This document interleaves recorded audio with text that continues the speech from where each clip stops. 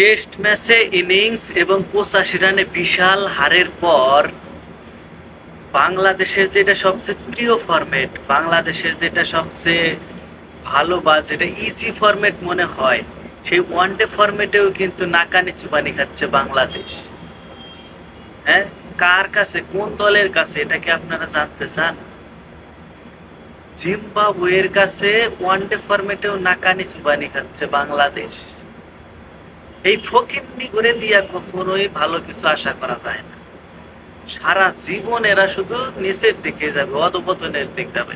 পঞ্চপাণ্ডব ছিল, সেই পঞ্চপাণ্ডব কোনোদিন একটা কোনো শিরোপা আনতে পারে নাই।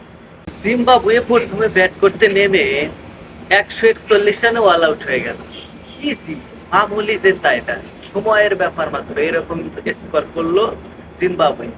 জবাবে বাংলাদেশের ফকিন্নি মার্কা ব্যাটাররা ব্যাট করতে নেমেই যাওয়া আসার মিছিলে মাত্র 116 রানে অল আউট হয়ে গেল। 116 রানে ফকিন্নির ব্যাটাররা সব আউট হয়ে গেল।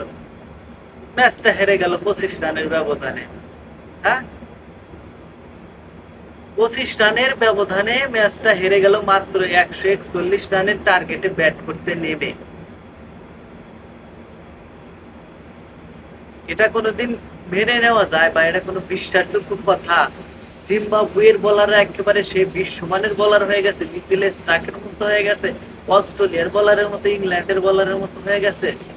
জিম্বাবুয়ের বোলারদের সামনেই যদি বাংলাদেশের এই ফকিন্নি ব্যাটাররা দাঁড়াতে না পারে, তাইলে আর বিশ্বমঞ্চে বড় বড় দলের বিপক্ষে কি করবে? আর এরেও এদের কথার কখনো কমতে নাই, এদের কথা কখনো কমবে না।